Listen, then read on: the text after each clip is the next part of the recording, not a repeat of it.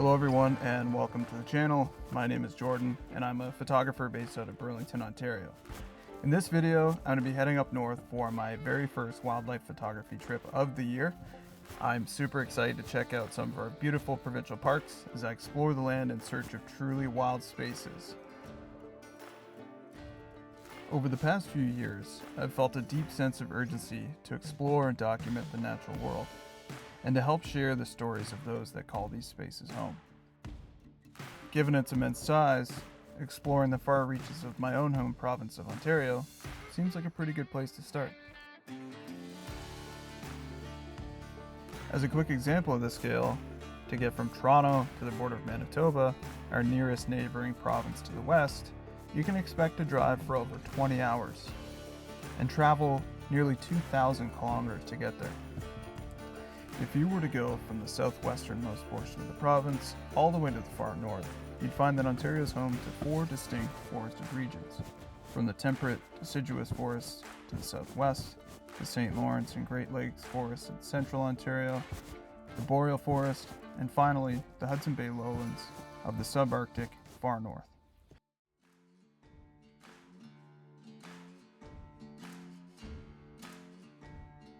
Whenever I look up dark sky sites using a global light pollution atlas for astrophotography, I'm reminded of the sobering scale of our landscape. Toggling over North America quickly reveals a final stand for the natural world, a final frontier that's fundamentally at odds with the insatiable appetite of industry, commerce, resource extraction, and perpetual growth. On the flip side, and what I'm thankful for, is that those maps also indicate that these spaces do still exist, and there's no shortage of places to go and explore and things to see. So with that, I'm super excited to share this journey with you guys, and I hope you enjoy the videos along the way.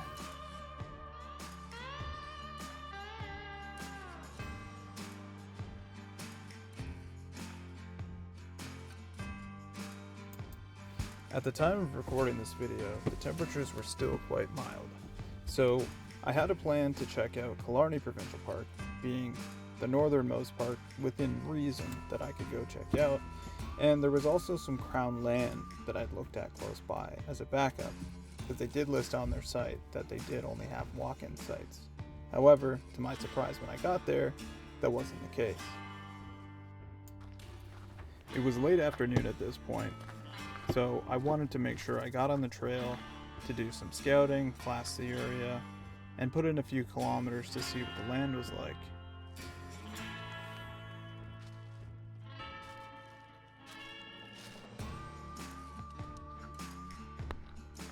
Being so early in the season, it was amazing timing because the park was actually pretty empty.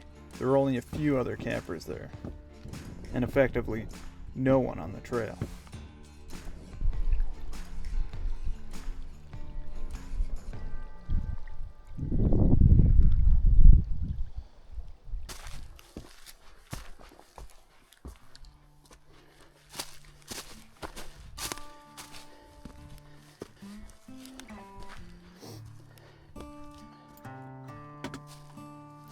I quickly got acquainted with the La Cloche Mountains.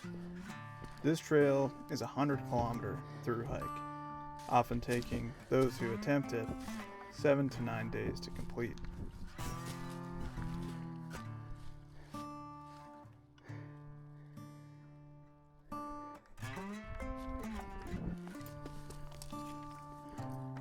Although it appeared this wouldn't be the best location to see wildlife around the park, it was pretty cool to stand atop a mountain range that once stood taller than the Rocky Mountains stand today.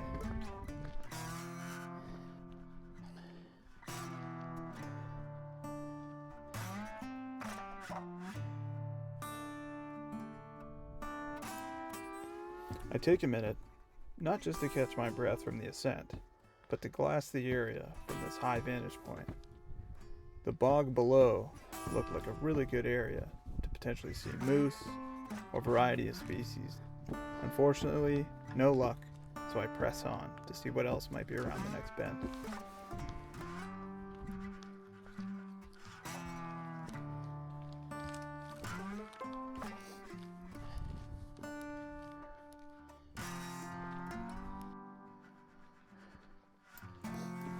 Here come the only two hikers I'd see over the entirety of the 3 days I spent on the trails and exploring the area.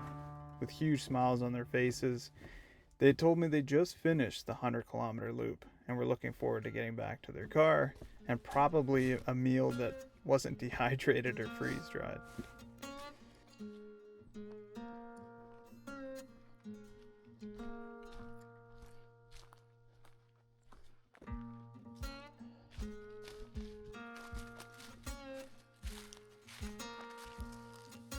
Whenever I'm exploring a new area, I always look for patches of mud or puddles or anywhere where I could possibly see wildlife tracks.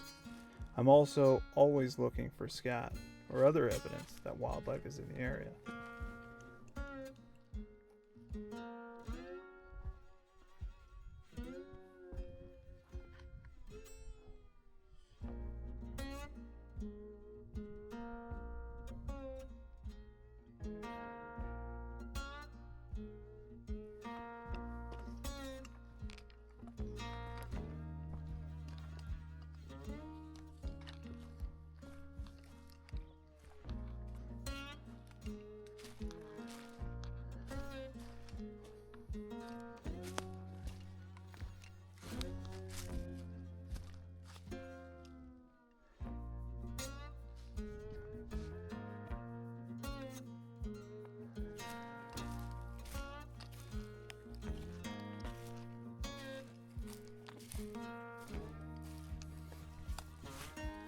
It being the first trip of the year, I'm quickly reminded of what it feels like to be entirely alone. Your eyes tend to focus a little more, your ears perk up, you're acutely aware of small and subtle changes and noises around you. I hear the crunch of leaves and the crack of sticks breaking as something's walking down below. I'm not entirely sure what it might be, so I get to high ground and wait it out.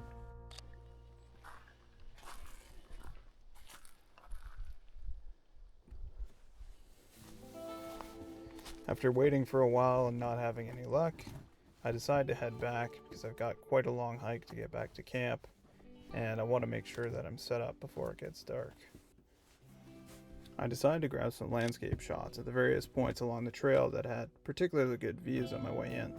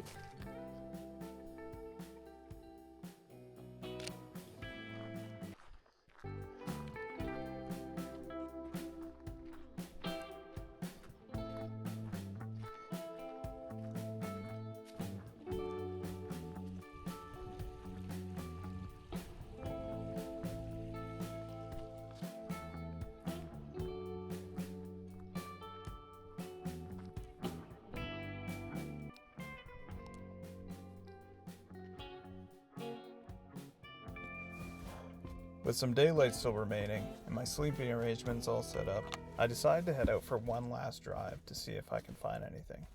I go check out some local areas that maybe I'll try hiking the next day or the day after. There's one thing that's for certain, it's that nature never operates on your time, so you always have to be patient.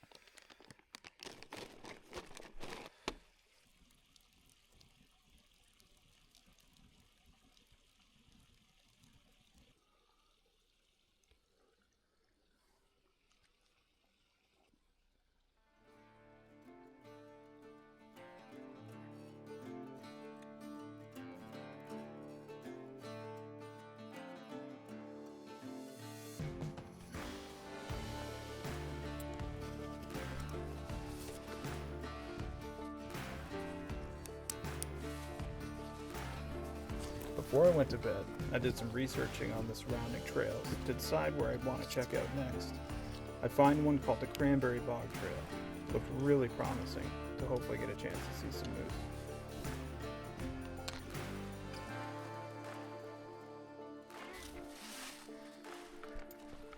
With plenty of rain in the forecast, I pack all my rain gear and I set out for the day. This is going to be a long one.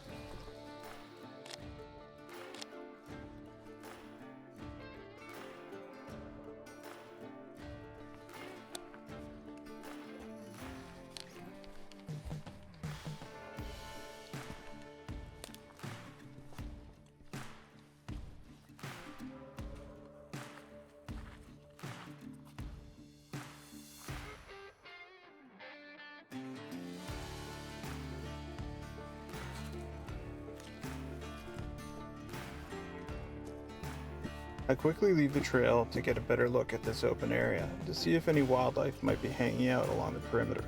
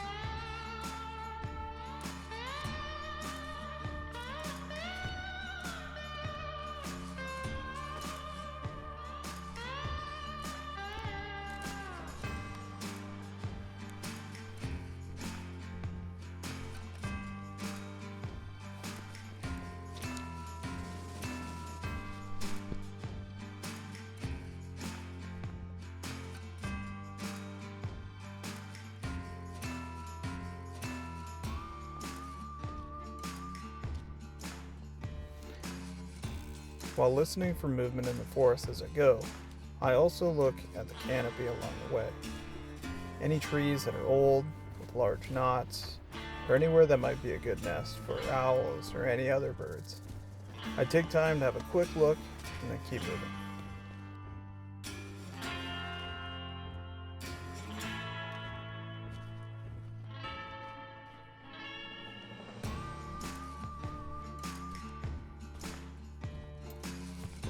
I start to notice moose scat along the trail. This looks like a really good area for them to hang out. So, keep my eyes peeled, keep moving toward the bog.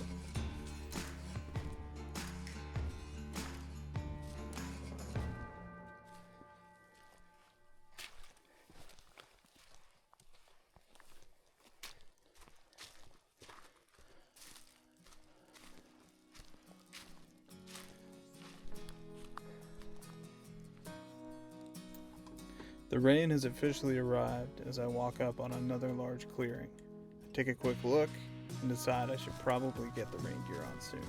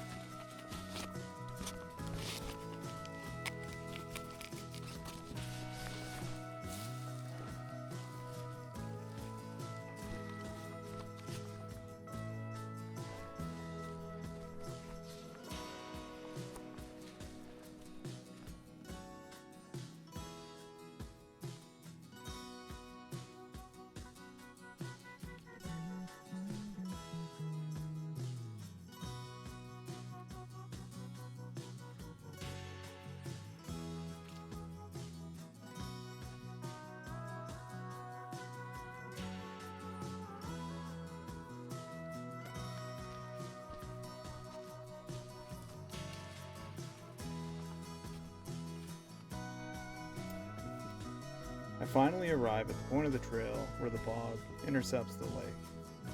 I slowly pan the entire perimeter, taking it all in. It's a really cool spot, especially when you have it entirely to yourself.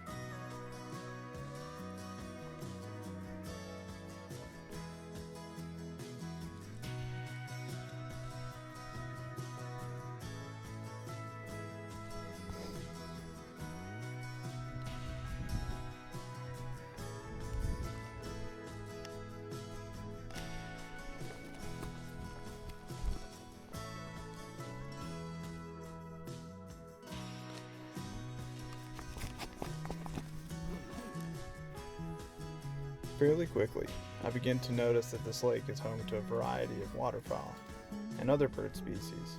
I take a second here to snap some photos of a few of the different ducks that are hanging out on this side of the lake.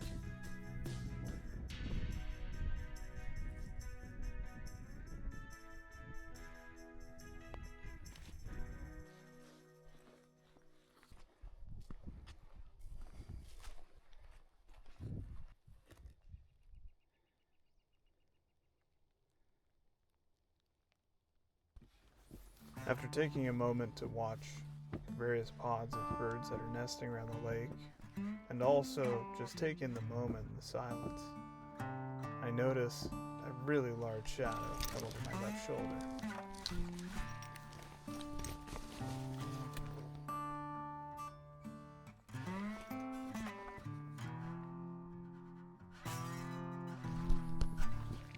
For how massive these birds are, it's pretty incredible to watch how effortlessly they glide across the sky.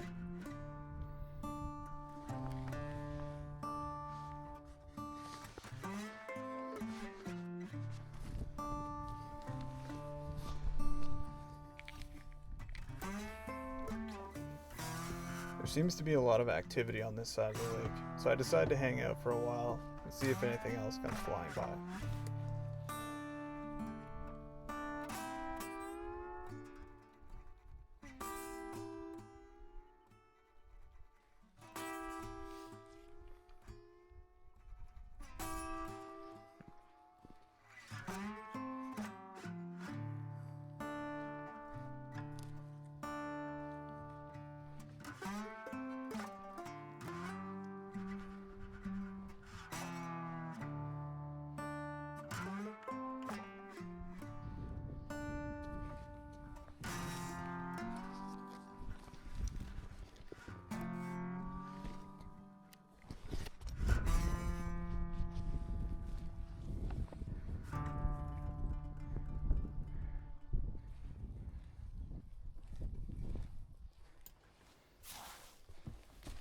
Despite the evidence of moose in the area, unfortunately I don't see any, so I decide to press on down the trail.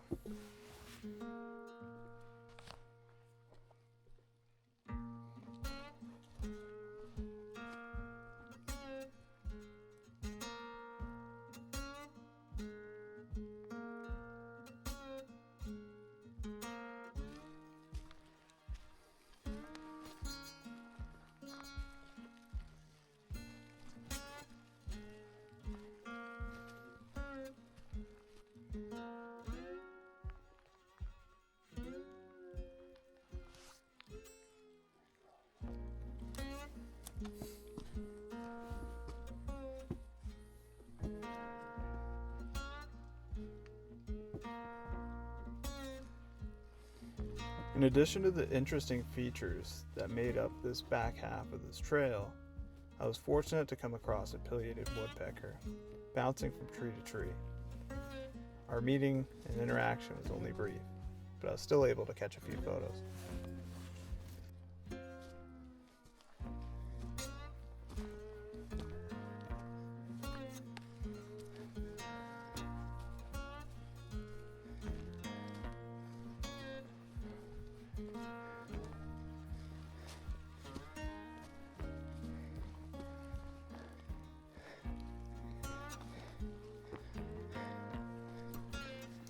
After a long day hiking in the rain, I decide to pack it in relatively early and rest up for day 3.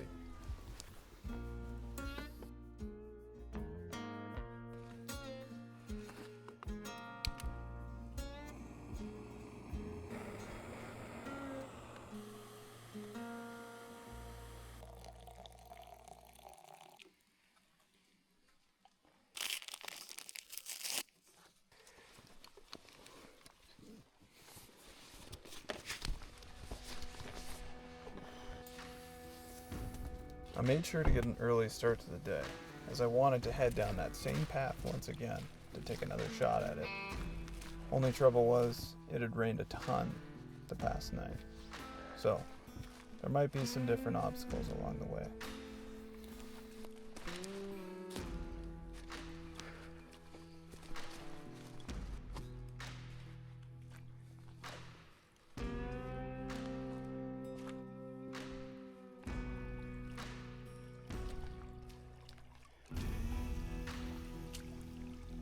Despite sections of the trail being flooded, I was optimistic that I'd have a good chance at seeing some wildlife along the route. Reason being, the odds are they were hiding in their dens and their homes, just like I was in my car throughout the rainstorm.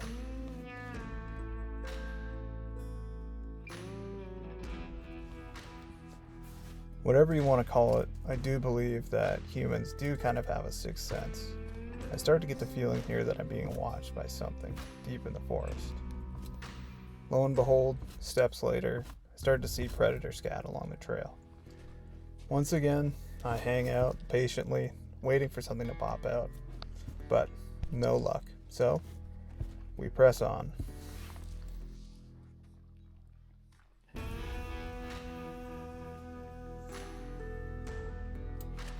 Needless to say, I'm very thankful I invested in new boots before heading out on this trip.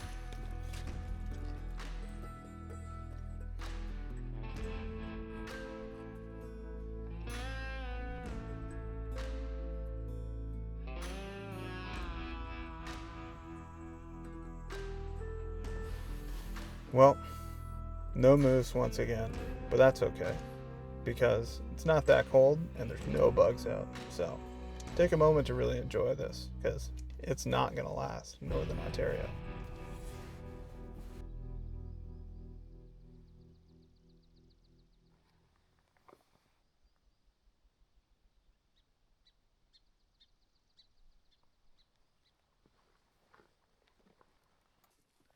Probably not the best idea to go off trail when it's this wet, but I decided to go kind of into the bog area to see if maybe there were some moose hanging out that I hadn't seen from the trail previously. Again, nothing, but I was greeted by this grouse just doing its thing here in the early morning.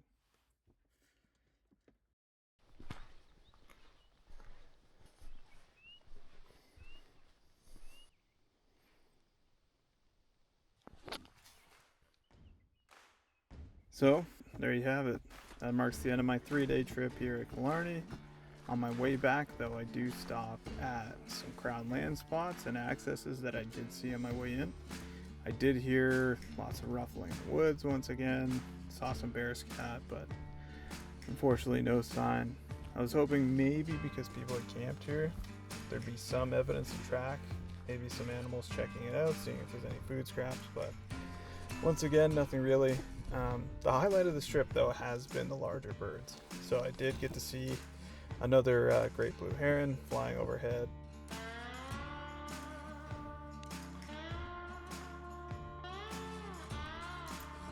So for the final stop, I pulled over at this site. It appears to be a designated hiking trail, but as you can see, the parking lot's pretty worse for wears. It's actually pretty funny that there's a pay station to park here, if you can actually drive your vehicle in there. But this looks really similar to what you'd see on a tree planting road or a logging road. So I'm pretty excited to walk down. Reason being, look at all the tracks you can see. I love trails like this because you can really see what's been in the area. Here, for example, there's a ton of wolf tracks and a ton of moose tracks. And I find that those are always kind of together. It's pretty remarkable to think that that's kind of what moose have to deal with and other large animals. You always have to be on your toes, always on the move. There's always something on your tail. You can really never rest. It's kind of crazy.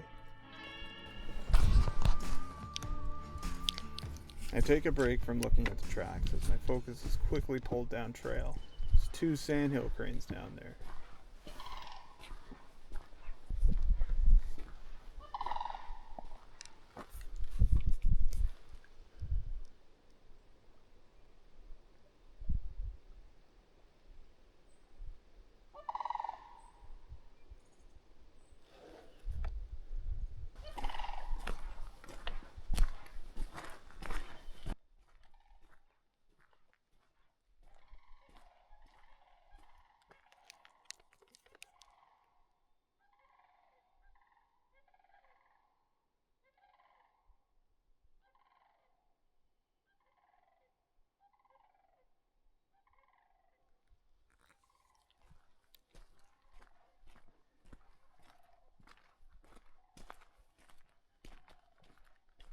Standing over a meter tall with wingspans wider than I am tall, it's really cool to see sandhill cranes in the wild.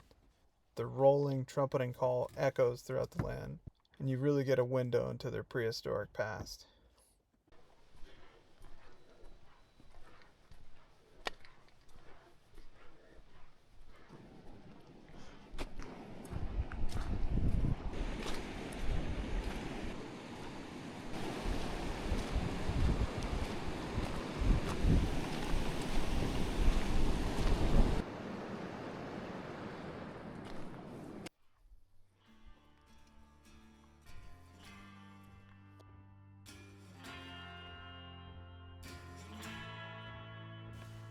I spend a little bit more time investigating, and then I'm back on the road.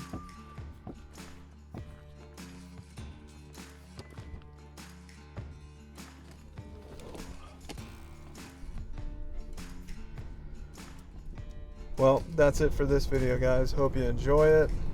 Stay tuned for the next one, and see you on the trail.